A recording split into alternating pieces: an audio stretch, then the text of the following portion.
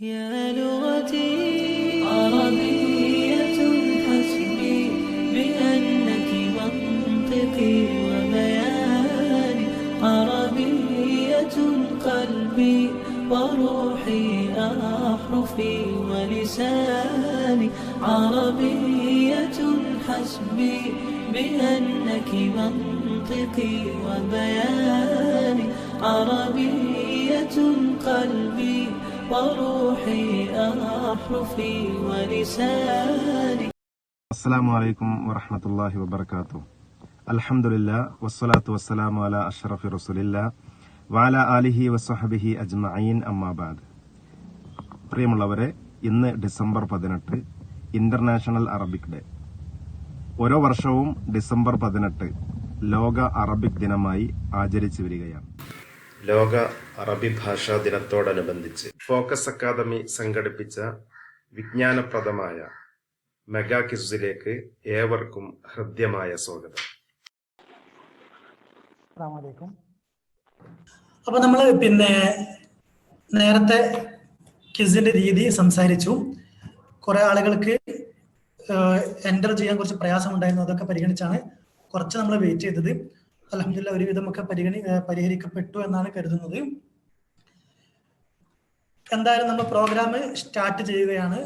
നേരത്തെ പറഞ്ഞതുപോലെ നിങ്ങൾ ചെയ്യേണ്ടത് ഒന്നുകൂടി ഓർമ്മപ്പെടുത്തുകയാണ് പുതിയ വന്ന ആളുകൾക്ക് വേണ്ടിയിട്ട്. ക്വസ്റ്റ്യൻ നമ്മൾ തരുമ്പോൾ ക്വസ്റ്റ്യൻ നോക്കിയിട്ട് ഉടനെ നിങ്ങൾ വാട്സപ്പിൽ സുലൈമാൻ സാറുടെ നമ്പർ, നേരത്തെ പറഞ്ഞ നമ്പറിലേക്ക് അയക്കുകയാണ് വേണ്ടത്.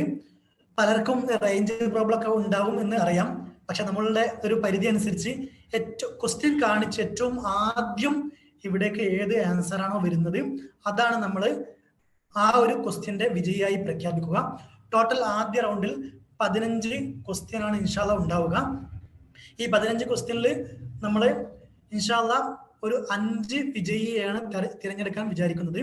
അതിന് എന്തെങ്കിലുമൊക്കെ 5-ൽ കൂടുതൽ വിജയികളോ ഒക്കെ ഉണ്ടെങ്കിൽ മാത്രം നമ്മൾ കുറച്ച് ക്വസ്റ്റ്യൻസ് കൂടെ തരും. ബേസിക്കലി നമ്മൾ ഇൻഷാ അല്ലാഹ് 15 ക്വസ്റ്റ്യൻ ആണ് നിങ്ങൾക്ക് തരുന്നത്. ഈ 15 ക്വസ്റ്റ്യനിൽ നേരത്തെ പറഞ്ഞതുപോലെ അവസാന സമയം വരെ നിങ്ങൾ ഓരോരുത്തർക്കും സാധ്യതയുണ്ട് എന്നുള്ളത് പ്രത്യേകം മനസ്സിലാക്കുക. നമ്മൾ മത്സരത്തിലേക്ക് പ്രവേശിക്കുകയാണ്. പിന്നെ ഈ ഒരു മത്സരം എന്നുള്ളതിനപ്പുറം ഈ ഒരു അറബിക് ഡേയിൽ അറബി വേൾഡുമായി നമുക്ക് പരിചയപ്പെടേണ്ട ഒരുപാട് നോളജ് നമ്മൾ കരസ്ഥമാക്കുക എന്നുള്ളതും കൂടെ നമ്മുടെ ഇന്നത്തെ ഈ ഒരു പ്രോഗ്രാമിന്റെ ലക്ഷ്യത്തിൽ പെടുന്നുണ്ട്. അതുകൊണ്ട് എല്ലാവരും അവസാനം വരെ പ്രോഗ്രാമിൽ പങ്കെടുത്ത് ഈ വിലപ്പെട്ട നോളജ് നിങ്ങൾ കരസ്ഥമാക്കുക. അതോടുകൂടെ ഈ ഒരു മത്സരത്തിൽ നിങ്ങൾ വിജയികളാവാനുള്ള പൂർണ്ണ ശ്രമം നടത്തുക. അള്ളാഹു വളരെ നല്ല രീതിയിൽ ഈ ഒരു പ്രോഗ്രാം നടത്താൻ തൗഫീഖ് നൽകുമാറാകട്ടെ. ആമീൻ എന്ന് പറഞ്ഞുകൊണ്ട് എല്ലാവരെയും ഈ ഒരു മത്സരത്തിലേക്ക് വീണ്ടും സ്വാഗതം ചെയ്യുന്നു. ഓക്കെ, ആദ്യ ചോദ്യം ഒരു ജാമിയ ദുവലുൽ അറബിയയുമായി ബന്ധപ്പെട്ട ഒരു ക്വസ്റ്റ്യൻ ആണ്. സ്ക്രീനിൽ ആരൊന്ന് വരയ്ക്കുന്നുണ്ട്, അത് ഒഴിവാക്കണം. നമ്മുടെ സുഗമമായ നടത്തിപ്പിന് വേണ്ടി നിങ്ങൾ പൂർണ്ണമായി സഹകരിക്കണം. ആദ്യമായിട്ട് സൂം ഒക്കെ ഉപയോഗിക്കുന്നവരാണെങ്കിൽ ഇടയ്ക്ക് ഇങ്ങനെ ടച്ച് ചെയ്യുന്നൊക്കെ ഒഴിവാക്കാൻ ശ്രദ്ധിക്കുക. അപ്പൊ ആദ്യമായി ചോദിക്കുന്നത് ജാമിയ ദുവലുൽ അറബിയയുമായി ബന്ധപ്പെട്ട ഒരു ക്വസ്റ്റ്യൻ ആണ്. ഇൻഷാ അല്ലാഹ് ക്വസ്റ്റ്യൻ സ്റ്റാർട്ട് ചെയ്യുകയാണ്. അപ്പോ ഞാൻ ക്വസ്റ്റ്യൻ ഇവിടെ കാണിച്ച് നിങ്ങളെ ആൻസർ കണ്ടെത്തി ഏറ്റവും ആദ്യം നമ്മളിലേക്ക് നേരത്തെ തന്ന വാട്സപ്പ് നമ്പറിലേക്ക് ആൻസർ വരുന്നത് ഏതോ അവരെയാണ് ഒന്നാമനായി പ്രഖ്യാപിക്കുക. ആദ്യ ക്വസ്റ്റ്യൻ കാണിക്കുകയാണ്. ബിസ്മില്ലാഹിർ റഹ്മാനിർ റഹീം.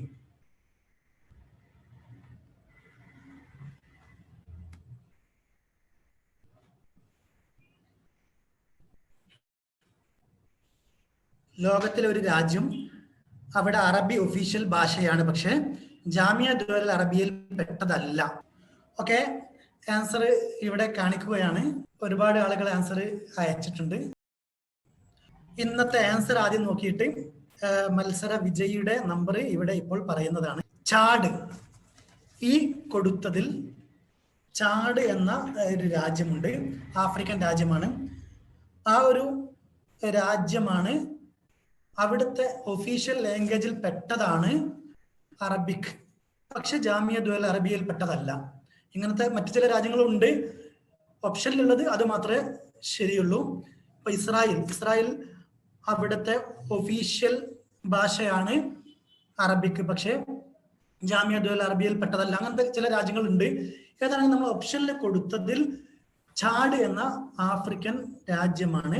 അവിടെ ഒഫീഷ്യൽ ഭാഷ അറബിക് ആയിട്ടുണ്ട്, പക്ഷെ ജാമിയ ദുൽ അറബിയയിൽ പെട്ടതല്ല. ഓക്കെ, ഇപ്പോഴത്തെ ആദ്യ ക്വസ്റ്റ്യന്റെ വിജയിയെ പ്രഖ്യാപിക്കുകയാണ്. 8594027086 എന്ന നമ്പറിലുള്ള ഹംദിയ എന്ന പാർട്ടിസിപ്പന്റിനാണ് ആദ്യ ക്വസ്റ്റ്യനില് വിജയി. രണ്ടാമത്തെ ക്വസ്റ്റ്യൻ മലിക് ഫൈസൽ അവാർഡിനെ കുറിച്ചാണ്. മലിക് ഫൈസൽ അവാർഡ് നമുക്കറിയാം, സൗദി അറേബ്യ തുടങ്ങിയ ഒരു അവാർഡാണല്ലോ. ആ ഒരു അവാർഡ് ലോകത്ത് ഇസ്ലാമിക പ്രബോധനത്തിനും ഒക്കെ ഒരുപാട് സംഭാവനകൾ നൽകിയ ആളുകൾക്കാണ് നൽകി വരുന്നത്. അതിനെക്കുറിച്ചുള്ള ഒരു ചോദ്യമാണ്. ഓക്കെ, നമ്മൾ ആൻസറിലേക്ക് പോവുകയാണ്. ചോദ്യം മനസ്സിലായിട്ടുണ്ടാവുമെന്ന് കരുതുന്നു. അബുൽ ഹസൻ നദ്വിക്ക് മലിക് ഫൈസൽ അവാർഡ്, അതല്ലെങ്കിൽ മലിക് ഫൈസൽ അവാർഡിന്റെ എത്രാമത്തെ തവണ കൊടുക്കുമ്പോഴാണ് അത് അബുൽ ഹസൻ നദ്വിക്ക് കിട്ടിയത്? ഓക്കെ, ആൻസറിലേക്ക് കടക്കുകയാണ്. മലിക് ഫൈസൽ അവാർഡിന്റെ രണ്ടാമത്തെ അവാർഡ് തന്നെ ലഭിച്ചത് അബുൽ ഹസൻ നദ്വിക്കാണ്. 1979 മലിക് ഫൈസൽ അവാർഡ് സ്റ്റാർട്ട് ചെയ്തത്. ആദ്യം തന്നെ കിട്ടിയത് അബുൽ അല മൗദൂദിക്കാണ്. രണ്ടാമത്തത് ഇന്ത്യയിലെ അബുൽ ഹസൻ അൻ നദ്വി. ഓക്കെ, മത്സര വിജയിയെ പ്രഖ്യാപിക്കുകയാണ്. ഈ ഒരു ക്വസ്റ്റ്യന്റെ വിജയി സാലിമ മറിയം കൊടിയത്തൂർ എന്ന അവസാനം 22 ആണ് നമ്പർ വരുന്നത്. അവരാണ് ഈ ഒരു ക്വസ്റ്റ്യന്റെ വിജയി. നമ്മൾ അടുത്ത ക്വസ്റ്റ്യനിലേക്ക് കടക്കുകയാണ്. സമയം അധികമായതുകൊണ്ട് അടുത്ത ക്വസ്റ്റ്യനിലേക്ക് കടക്കുകയാണ്. മൂന്നാമത് നമ്മൾ ചോദിക്കുന്നത് അറബ് വിപ്ലവത്തിനെ കുറിച്ചാണ്. റബീഉൽ അറബി. ഇന്നും അതിന്റെ ചലനങ്ങൾ വേൾഡിൽ ചലിച്ചുകൊണ്ടിരിക്കുന്ന ഒരു സംഭവമാണല്ലോ മുല്ലപ്പൂ വിപ്ലവം. അതിനെക്കുറിച്ചാണ് നമ്മൾ ഇപ്പോൾ നെക്സ്റ്റ് ചോദ്യം ചോദിക്കുന്നത്. എല്ലാവരും റെഡി ആവുക. ഓക്കെ, ചോദ്യത്തിന്റെ അർത്ഥം മനസ്സിലായിട്ടുണ്ടാവുമെന്ന് കരുതുന്നു. നമ്മളെല്ലാവരും അറബിക്കാരായതുകൊണ്ട് പിന്നെ അർത്ഥം പറയേണ്ട ആവശ്യമില്ല, എന്നാലും അവസാനം വെറുതെ പറയാണ്. മുല്ലപ്പൂ വിപ്ലവം കാരണത്താൽ അധികാരം നഷ്ടപ്പെട്ട ആദ്യ ഭരണാധികാരി ആരാണെന്നാണ് ഇവിടെ ചോദിച്ചത്.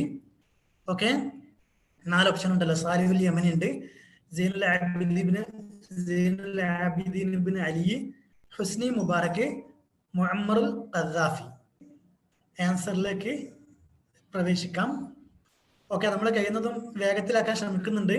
പിന്നെ അതിൽ വാട്സപ്പ് മെസ്സേജ് ആണ് അങ്ങനെ വന്നുകൊണ്ടിരിക്കുമ്പോൾ ഉള്ളൊരു സമയ പ്രശ്നമാണ് വരുന്നത്. ഈ മുല്ലപ്പൂ വിപ്ലവം സ്റ്റാർട്ട് ചെയ്ത രാജ്യമായ ട്യൂണീഷ്യ, ആ ട്യൂണീഷ്യയിലെ ഭരണാധികാരിക്ക് തന്നെയാണ് ആദ്യ ഭരണം നഷ്ടപ്പെട്ടത്. അതിന്റെ ശേഷം പിന്നെ നമുക്കറിയാം ഈജിപ്തിലെ ഹുസ്നി മുബാറക്ക് നഷ്ടപ്പെട്ടു, മുഅമ്മറുൽ ഖദ്ദാഫി, ലിബിയയിലെ മുഅമ്മറുൽ ഖദ്ദാഫി കൊല്ലപ്പെട്ടു. അങ്ങനെ അതൊക്കെ പിന്നീട് ഉണ്ടായതാണ്. എന്നാൽ ഈ ഒരു മുല്ലപ്പൂ വിപ്ലവം തുടങ്ങിയത് ട്യൂണീഷ്യയിലാണല്ലോ. ആ ട്യൂണീഷ്യയിൽ മുല്ലപ്പൂ വിപ്ലവം തുടങ്ങി. അങ്ങനെ അവിടെയുള്ള ഭരണാധികാരിക്ക് തന്നെയാണ് ആദ്യമായിട്ട് ഭരണം നഷ്ടപ്പെട്ടത്. നമുക്കറിയാം സൗറാത്തുൽ അറബിയ അല്ലെങ്കിൽ റബീഉൽ അറബി അല്ലെങ്കിൽ സൗറാത്തുൽ റബീഉൽ അറബി എന്നൊക്കെ പേരുണ്ട്.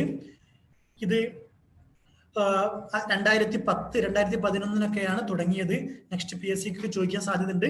റബീഉൽ അറബി ഏത് വർഷത്തിലാണ് തുടങ്ങിയത്? 2010 അവസാനത്തിൽ, 2010 ഡിസംബർ കാലഘട്ടത്തിലാണ് തുടങ്ങിയത്.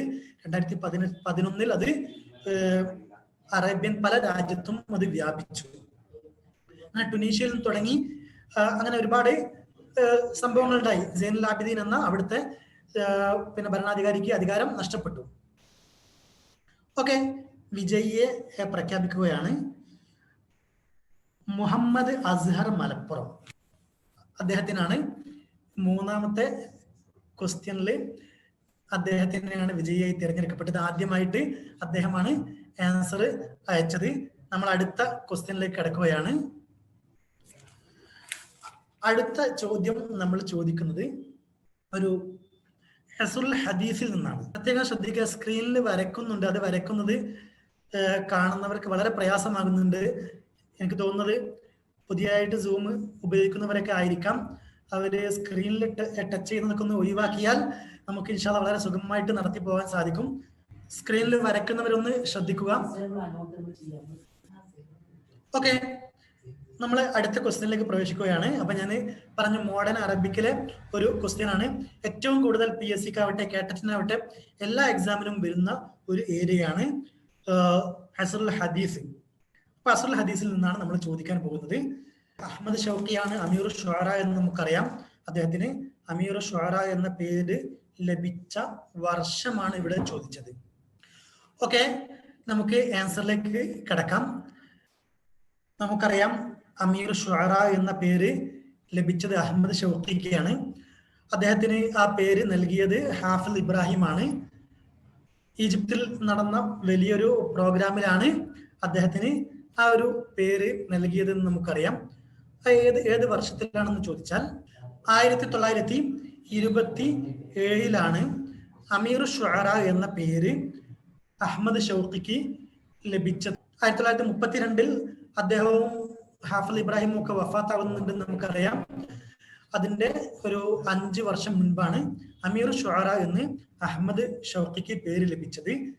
ഈ ഒരു ചോദ്യത്തിന്റെ വിജയിയായി തിരഞ്ഞെടുക്കപ്പെട്ടത് ഫൈറൂസ് മലപ്പുറമാണ്. ഈ ഒരു ക്വസ്റ്റ്യന്റെ വിജയിയായിട്ട് തിരഞ്ഞെടുക്കപ്പെട്ടത്. ഓക്കെ, ഇൻഷാ അല്ലാഹ് അടുത്ത ക്വസ്റ്റ്യനിലേക്ക് പ്രവേശിക്കുകയാണ്. 5ാമത്തെ ക്വസ്റ്റ്യൻ നമ്മൾ ഒരു കേരള അദബുമായി ബന്ധപ്പെട്ട ഒരു ചോദ്യമാണ്. ഞാൻ നേരത്തെ സൂചിപ്പിച്ചു, ഈ ഒരു പ്രോഗ്രാമിലൂടെ മറ്റൊരു ലക്ഷ്യമുള്ളത് ഒരു പങ്കെടുക്കുന്ന എല്ലാവർക്കും ഇതിനെക്കുറിച്ച് ഒരു അദബുൽ അറബിയെ കുറിച്ച് ഒരു ബേസിക് നോളജ് എന്തായാലും ലഭിക്കണമെന്ന ഒരു താല്പര്യം കൂടെ നമുക്ക് ഈ ഒരു പ്രോഗ്രാമിലൂടെ ഉണ്ട്. നമ്മൾ അടുത്ത ചോദ്യം ചോദിക്കുന്നത് കേരള അദബുൽ അറബിയുമായി ബന്ധപ്പെട്ട ഒരു ചോദ്യമാണ്. സുലൈമാൻ സാർ സൂചിപ്പിച്ചതുപോലെ ഹുസൈൻ ബോൾട്ടുമായിട്ട് ഉള്ള ഓട്ട മത്സരത്തിന് പോലെ സെക്കൻഡുകളെ കൊണ്ടാണ് ഓരോരുത്തർ ആൻസർ അയക്കുന്നത്.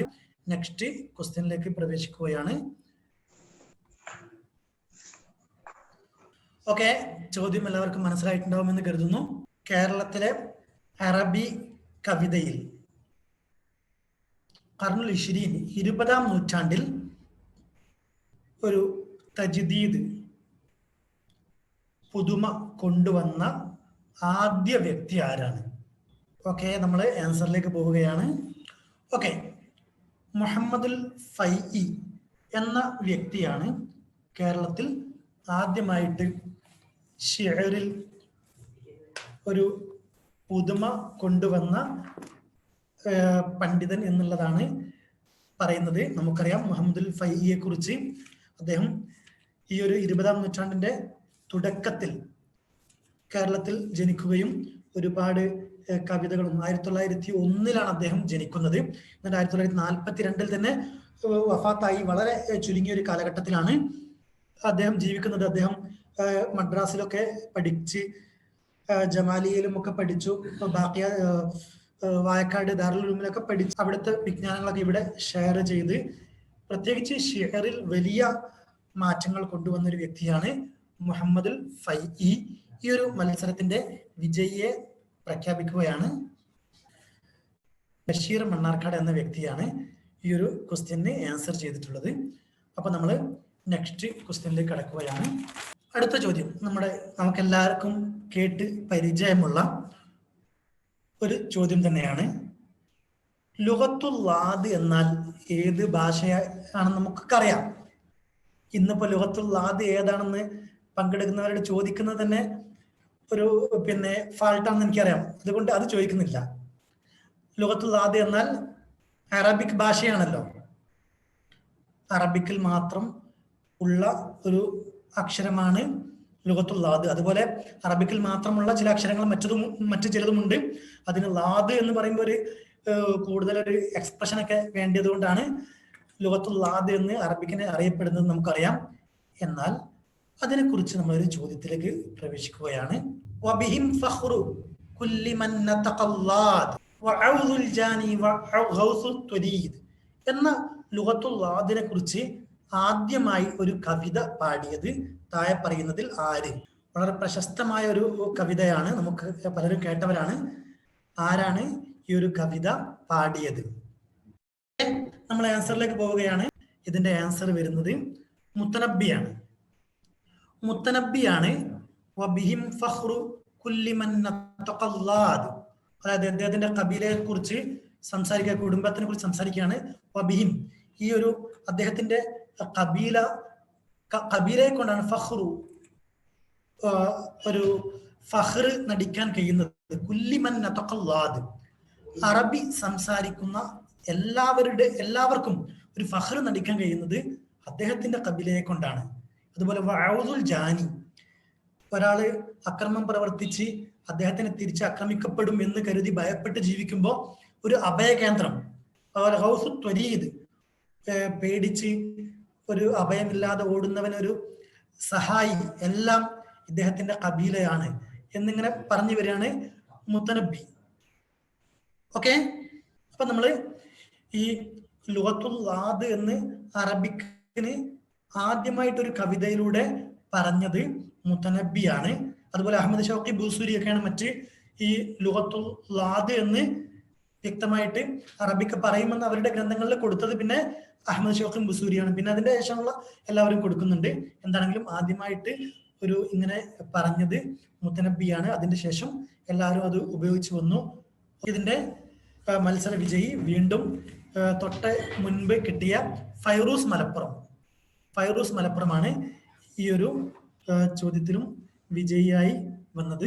ഓക്കെ, നമ്മൾ 7ാമത്തെ ക്വസ്റ്റ്യനിലേക്ക് പോവുകയാണ്. നമുക്കറിയാം, ലോകത്തുള്ള പ്രധാനപ്പെട്ട ഭാഷകൾക്കൊക്കെ ഓരോ ദിവസങ്ങൾ നിശ്ചയിക്കപ്പെട്ടിട്ടുണ്ടല്ലോ. അതില് ഇന്നിപ്പോ അറബിക് ഡേ എന്നാണ് നിശ്ചയിക്കപ്പെട്ടതെന്ന് ചോദിക്കേണ്ട ആവശ്യമില്ലല്ലോ അല്ലേ? നമ്മൾ ഇന്ന് ആ ദിവസത്തിലാണുള്ളത്. എന്നാൽ UN അംഗീകരിച്ച ഭാഷ ആയതുകൊണ്ട് ആ അംഗീകരിച്ച ഒരു ഡേ ഓർമ്മിച്ചുകൊണ്ടാണ് 2019 ഇങ്ങനെ നമ്മൾ ഒരു അറബിക് ഡേ ആയിട്ട് ആചരിച്ചു വരുന്നത്. UN അറബി അംഗീകരിച്ചു, അങ്ങനെ ഒരു അറബിക് ഡേ ആചരിക്കാനും UN തീരുമാനിച്ചു. അങ്ങനെ ലോകം മുഴുവനും ഇന്ന് അറബി ഡേ ആയിട്ട് ഈ ഒരു ഡിസംബർ 18 ആചരിക്കുന്നു. അറബിക് അല്ലാത്ത മറ്റ് ചില രാജ്യങ്ങളും മറ്റ് ഭാഷകളും UN ഉണ്ടല്ലോ, അല്ലെങ്കിൽ UN അംഗീകരിക്കപ്പെട്ട ഭാഷയുണ്ടല്ലോ. ആകെ 6 ഭാഷയാണുള്ളത്. 6 ഭാഷ ഏതാണെന്ന് പല സ്ഥലത്തും ചോദിക്കാൻ സാധ്യതയുണ്ട്. അറബിക് കഴിഞ്ഞാൽ പിന്നെ ചൈനീസ് ഭാഷയാണ് ലോകത്ത് ഏറ്റവും കൂടുതൽ സംസാരിക്കുന്ന ചൈനീസ് ഭാഷ. പിന്നെ ഇംഗ്ലീഷ് ഭാഷ, ഫ്രഞ്ച് ഭാഷ, Russian, Spanish. Okay, Arabic, Chinese, English, French, Russian, Spanish എന്നീ 6 ഭാഷകളാണ് UN ഒഫീഷ്യലി ഭാഷയായിട്ട് ഇന്നും അംഗീകരിക്കപ്പെട്ടത്. അതിൽ 6ാമത്തതായിട്ടാണ് അറബിക് അംഗീകരിക്കപ്പെട്ടത് ഡിസംബർ 18. എല്ലാം 1973 എല്ലാ ഭാഷയും അംഗീകരിച്ചു. അതിൽ ഡിസംബർ 18 അവസാനമായിട്ടാണ് അറബിക് അംഗീകരിക്കുന്നത്. എന്നാൽ നെക്സ്റ്റ് ക്വസ്റ്റ്യൻ നമുക്ക് നോക്കാം. ഈ ഒരു 6 ഭാഷയിൽപ്പെട്ട ഒരു ഭാഷയെ കുറിച്ചാണ് ചോദിക്കുന്നത്. എല്ലാവരും റെഡി ആവുക.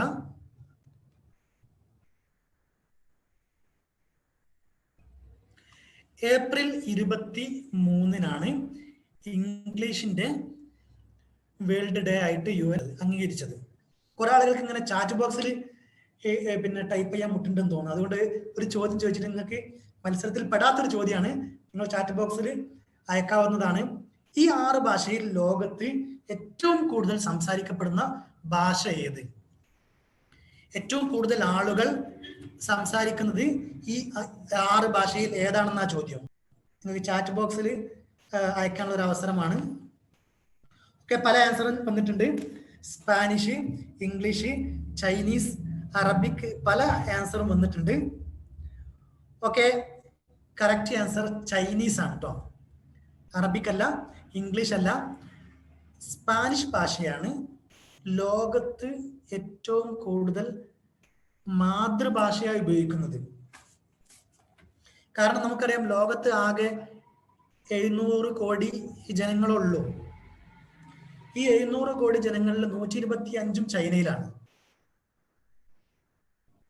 ബാക്കി വെറും 575 കോടി ജനങ്ങൾ മാത്രമേ ലോകത്ത് മൊത്തം ഉള്ളല്ലോ. അതിൽ ഒരു 125 കോടി ഇന്ത്യയിലും വന്ന് പിന്നെ കുറെ അറബിയിലും പോയ പിന്നെ ഇംഗ്ലീഷ് മാതൃഭാഷയിൽ സംസാരിക്കുന്ന നാടുകൾ കുറവാണ്. ഏതാണെങ്കിലും ഇതിന്റെ വിജയിയെ നമുക്കൊന്ന് നോക്കാം. വീണ്ടും രണ്ടാമനായി ഫൈറൂസിന് ഒരു എതിരാളിയായിക്കൊണ്ട് മുഹമ്മദ് അസ്ഹർ മലപ്പുറം, അദ്ദേഹത്തിന് രണ്ടാമതൊരു മാർക്കും കൂടെ കിട്ടിയിരിക്കുന്നു. ഓക്കെ, നെക്സ്റ്റ് ക്വസ്റ്റ്യനിലേക്ക് പോവുകയാണ്. എല്ലാവരും റെഡി ആവുക. നെക്സ്റ്റ് ക്വസ്റ്റ്യൻ ചോദിക്കുന്നത് ഒരു പതാകയെ കുറിച്ചാണ്. ഒരു പതാക കാണിക്കും, അത് ഏത് രാജ്യത്തിന്റെ പതാകയാണെന്ന് ടൈപ്പ് ചെയ്യാണ് വേണ്ടത്. ഓക്കെ ഓക്കെ ഈ ഒരു പതാക ഏത് രാജ്യത്തിൻ്റെതാണ് എന്നാണ് ചോദ്യം. ഓക്കെ, ഇതിന്റെ ആൻസർ നമുക്കൊന്ന് നോക്കാം. യമൻ. യമനിന്റെ പതാകയാണ് നമ്മൾ ഈ കാണുന്നത്. ഏകദേശം ഈജിപ്തിൻ്റെതും ഇറാഖിൻ്റെതും ചെറിയ സാമ്യതകൾ ഉണ്ട് നമുക്കറിയാം. ഇറാഖിൻ്റെത് ഇതേ പതാക തന്നെയാണ്, പക്ഷെ അതിന്റെ ഇടയിൽ ഒരു അള്ളാഹു അക്ബർ എന്ന് അവർ എഴുതിയിട്ടുണ്ടാകും. അതുപോലെ ഇറ്റലിന്റെ പിന്നെ കുറച്ച് വ്യത്യാസമുണ്ട്. ലോകകപ്പ് കാണുന്നവർക്ക് എല്ലാവർക്കും അറിയാമെന്നാണ് വിചാരിക്കുന്നത്. പിന്നെ അതുപോലെ മിസറിൻ്റെത് ഇടയിലൊരു പിന്നെ പരുന്തിന്റെ ഫോട്ടോ ഉണ്ടല്ലോ. അപ്പൊ അങ്ങനത്തെ ചെറിയൊരു വ്യത്യാസമുണ്ട്. ഏതാണെങ്കിലും നമ്മൾ കാണിച്ചത് യമനിന്റെ പതാകയാണ്. ഈ ഒരു ക്വസ്റ്റ്യന്റെ വിജയം പ്രഖ്യാപിക്കുകയാണ് റഹീന കണ്ണൂർ. റഹീന കണ്ണൂരാണ് ഈ ഒരു മത്സരത്തിന്റെ വിജയിയായിട്ട് പ്രഖ്യാപിക്കപ്പെടുന്നത്. അപ്പോ നമ്മൾ അടുത്ത ക്വസ്റ്റ്യനിലേക്ക് പോവുകയാണ്. 9ാമത്തെ ക്വസ്റ്റ്യൻ ആണ്. 9ാമത്തെ ക്വസ്റ്റ്യൻ അറബിക്കിലുള്ള ഒരു ജരീദയെ കുറിച്ചാണ് ചോദിക്കുന്നത്. അറബിക്കിൽ ഒരുപാട് ജരീദകൾ, അറിയപ്പെട്ട ജരീദകൾ ഉണ്ടല്ലോ, അതിനെ കുറിച്ചാണ് ഒരു ചോദ്യം ചോദിക്കുന്നത്. നല്ലപോലെ ചിന്തിച്ച് ആൻസർ പറയേണ്ട ഒരു ക്വസ്റ്റ്യൻ ആണ്. പെട്ടെന്ന് ജരീദ എന്ന് കാണുമ്പോഴേക്കും ചാടി കയറി പറയരുത്. ക്വസ്റ്റ്യനിലേക്ക് പ്രവേശിക്കുകയാണ്.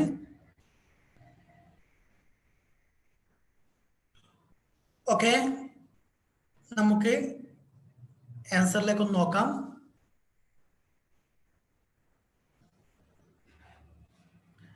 അൽ അഹ്റാം എന്ന പത്രമാണ് ഒരുപാട് കാലമായി തുടങ്ങി, ഇന്നും അത് പിന്നെ ഇറങ്ങിക്കൊണ്ടേയിരിക്കുന്നു. അങ്ങനത്തെ ഒരു പത്രം അഹ്റാമാണ്. ചോദ്യം പ്രത്യേകം ശ്രദ്ധിക്കണം. വഖായിഉൽ മിസ്രിയാണ് ആദ്യമായിട്ട് തുടങ്ങിയ ജരീദ എങ്കിൽ ഇന്നും നിലനിൽക്കുന്ന ഒരു അറബിക് പത്രം, അതായത് അത് പിന്നെ തുടങ്ങിയത് മുതൽ ഇന്ന് വരെ സ്റ്റോപ്പ് ആവാതെ നിൽക്കുന്ന ഒരു അറബിക് പത്രമാണ് അൽ അഹ്റാം. മലയാളത്തിലൊക്കെ അങ്ങനെ ഉണ്ടല്ലോ, നമുക്കറിയാം. പിന്നെ മലയാളത്തിൽ ഇന്നും നിലനിൽക്കുന്ന ആദ്യം തുടങ്ങിയ പേപ്പർ ഏതാണെന്ന് ചോദിച്ചാൽ നിങ്ങൾ എന്താ ആൻസർ പറയാം? ഓക്കെ, ദീപികയാണ് അല്ലേ. മലയാള മനോരമ തൊട്ടടുത്ത വർഷം തുടങ്ങിയാണ്. ഒരു ലക്കി കുറവ് കൊണ്ട് അവർക്ക് ആ ഒരു അവസരം നഷ്ടപ്പെട്ടു. ദീപികയാണ് ഇന്നും നിലനിൽക്കുന്നതിൽ ഏറ്റവും മുൻപത്തെ പത്രം. എന്നാൽ ഈ ദീപികനേക്കാൾ മുൻപ്, ഒരുപാട് മുൻപ് തുടങ്ങിയ ഒരുപാട് പേപ്പറുകൾ ഉണ്ട്. ഓക്കെ, ഇതിന്റെ മത്സര വിജയിയെ പ്രഖ്യാപിക്കുകയാണ്. ഹാഷിന. ഹാഷിന എന്ന വ്യക്തിയാണ് ഈ ഒരു 9ാമത്തെ ക്വസ്റ്റ്യന്റെ വിജയിയായിട്ട് പ്രഖ്യാപിക്കപ്പെട്ടത്. അടുത്ത ക്വസ്റ്റ്യൻ ഒരു മോഡേൺ അറബിക്കുമായി ബന്ധപ്പെട്ടതാണ്. മോഡേൺ അറബിക്കിൽ ഒരു ട്രാൻസ്ലേഷനുമായി ബന്ധപ്പെട്ട ഒരു ഗ്രന്ഥമാണ് നമുക്ക് ചോദിക്കാനുള്ളത്.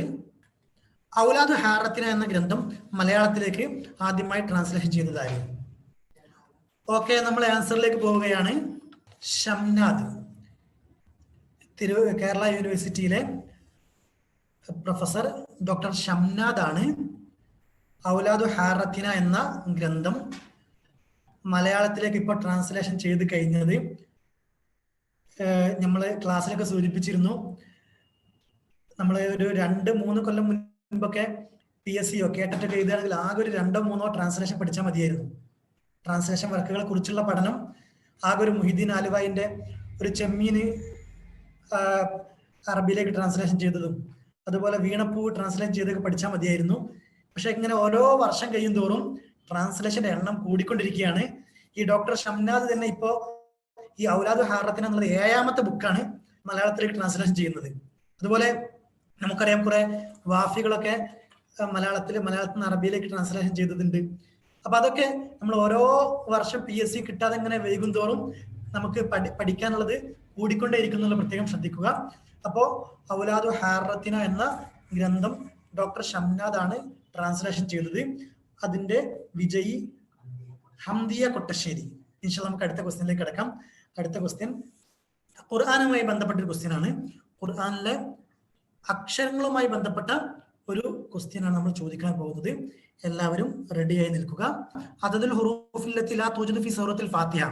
സൂറത്തുൽ ഫാത്തിഹയിൽ ഇല്ലാത്ത അക്ഷരങ്ങൾ ഏത്? എത്ര? സൂറത്തുൽ ഫാത്തിഹയിൽ ഇല്ലാത്ത അക്ഷരങ്ങൾ എത്ര? ഫാത്തിഹയിൽ ആകെ ഇല്ലാത്ത അക്ഷരങ്ങൾ എത്രയാണെന്നുള്ള ചോദ്യം. നമുക്ക് ആൻസർ നോക്കാം. 7, അതായത് അറബിക്കിൽ 28 അല്ലെങ്കിൽ 29, അഭിപ്രായ വ്യത്യാസമുണ്ട്.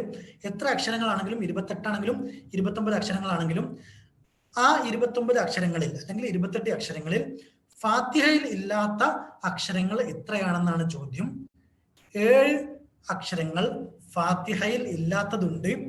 ഏതൊക്കെയാണ് ആ അക്ഷരങ്ങൾ നോക്കാം. സാ എന്ന അക്ഷരം ഫാത്തിഹയിൽ ഉണ്ടോ എന്ന് ചെക്ക് ചെയ്ത് നോക്കി. ജീം, ഖാ, സാ, ഷീൻ, ളാ, ഫാ.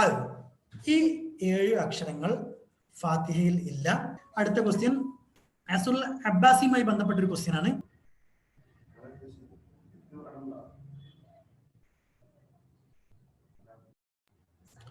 ഓക്കെ, നമ്മള് ആൻസറിലേക്ക് പോവുകയാണ്. ഇബ്നുൽ മുഖഫർ. പ്രത്യേകം ക്വസ്റ്റ്യൻ ശ്രദ്ധിക്കണം. അബ്ബാസി കാലഘട്ടത്തിൽ ഒരുപാട് കാത്തിബീങ്ങളുണ്ട്, അല്ലെ കാത്തിബീങ്ങളുടെ ഓരോ തൊബക്കകളുണ്ട്, ദരജകളുണ്ട്. അപ്പോ അതില് 1ാം തൊബക്ക, 2ാം തൊബക്ക, 3ാം തൊബക്ക, അങ്ങനെ 4 തൊബക്കകളുണ്ട്.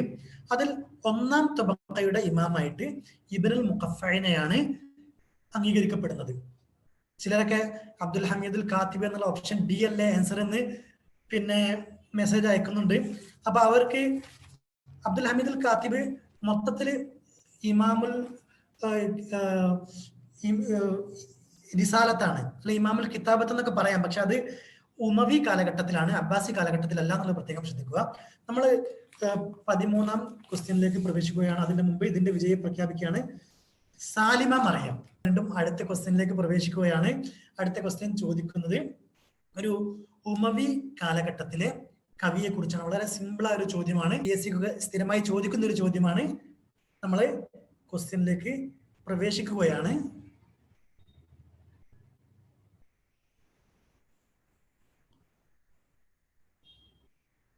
അപ്പൊ നമ്മള് ഇതിന്റെ ആൻസറിലേക്ക് പ്രവേശിക്കാം.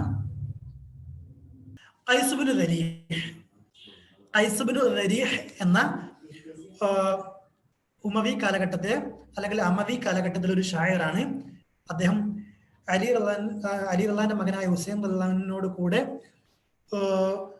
ഒരേ മാതാവിൽ നിന്നും മുല കുടിച്ച ഒരു വ്യക്തിയാണ് എന്നുള്ളത് പ്രത്യേകം ശ്രദ്ധിക്കുക. PSCക്ക് ഒരുപാട് ചോദ്യങ്ങൾ വരാറുണ്ട്. ഇദ്ദേഹത്തിന്റെ മഹബൂബത്ത് ആരാണെന്നൊക്കെ ചോദിക്കാറുണ്ട്. ഇതുപോലെ തന്നെ ഖൈസ് ഇബ്നുൽ മലൂഹ് എന്ന് പറഞ്ഞ മറ്റൊരു വ്യക്തിയുണ്ട്, നമുക്കറിയാം. അതാണ് പിന്നെ മജ്നൂനുൽ ലൈല എന്നറിയപ്പെടുന്നത്. അതാണ് ഇത് മജ്നൂനുൽ ലുബ്ന എന്നൊക്കെ അറിയപ്പെടുന്നുണ്ടല്ലോ.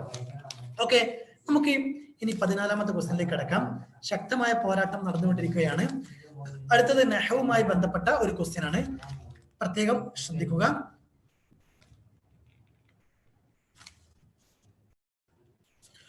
ഓക്കെ, നമ്മൾ ആൻസറിലേക്ക് പ്രവേശിക്കുകയാണ്. ഇൻഷാ അല്ലാ നമുക്കിവിടെ നമ്മൾ തീരുമാനിച്ചത് 5 വിജയികളെ പ്രഖ്യാപിക്കാനായിരുന്നു. അപ്പൊ 5 വിജയികൾക്ക് നമ്മൾ നല്ലൊരു പ്രോത്സാഹന സമ്മാനം ഉണ്ടാകും. അതോടുകൂടെ ഇൻഷാ അല്ലാ ഒരു 5ഉം സമന്മാരായതുകൊണ്ട് 1 മാർക്ക് കിട്ടിയ എല്ലാവർക്കും ഒരു പ്രോത്സാഹന സമ്മാനം നമ്മൾ നൽകുന്നതാണ്. അതുകൊണ്ട് ഇനിയും നിങ്ങൾക്ക് ഒരു പ്രോത്സാഹന സമ്മാനത്തിന് എല്ലാവർക്കും അവസരമുണ്ട് എന്ന് അറിയിക്കുകയാണ്. ഇതിന്റെ ആൻസർ ഹഖായിബ. നമുക്ക് ഡീറ്റെയിൽ ആയിട്ട് അദദും അതുപോലെ ഗൈറു മുൻസരിഫും രണ്ടും കൂടെ പഠിക്കുമ്പോൾ നമുക്ക് പഠിക്കാനുള്ളതാണ്. എന്തായാലും ഹഖായിബ് എന്നുള്ളത് മുലാഫിലേഹി ആണല്ലോ, മുലാഫിലേഹി ആണ്. അതോടുകൂടെ ഇവിടെ ഗൈറു മുൻസരിഫ് ആയതുകൊണ്ട് ഹഖായിബ എന്ന് ഫത്ഹയെ വായിക്കാൻ പറ്റുകയുള്ളൂ. ഹഖായിബി എന്നോ ഹഖായിബിൻ എന്ന് പറയാൻ പറ്റുകയില്ല. ഗൈറു മുൻസരിഫിന് നമ്മൾ ഫോക്കസിൽ ഡീറ്റെയിൽ ക്ലാസ് ഒക്കെ കഴിഞ്ഞതാണ്. അപ്പോ നിങ്ങളെല്ലാവരും നിർബന്ധമായി പഠിക്കേണ്ട ഒരു ഏരിയയാണ് ഹഖായിബ്. ഇതിന്റെ വിജയിയെ നമ്മൾ പ്രഖ്യാപിക്കുകയാണ്. അർഫാദ് ആനക്കയം. ഇതൊക്കെ മില്ലി സെക്കൻഡുകൾക്കാണ് ഇവിടെ ഒരാളെ കടത്തി വെട്ടി മറ്റൊരാൾ ഫസ്റ്റിൽ എത്തുന്നത്. ഞാൻ നേരത്തെ പറഞ്ഞതുപോലെ പിന്നെ നമ്മളെ ജമൈക്കയുടെ താരമുണ്ടല്ലോ, അദ്ദേഹത്തിനെ പോലെ മില്ലി സെക്കൻഡുകൾക്കാണ് ഓരോരുത്തരും മുന്നിലെത്തുന്നത്.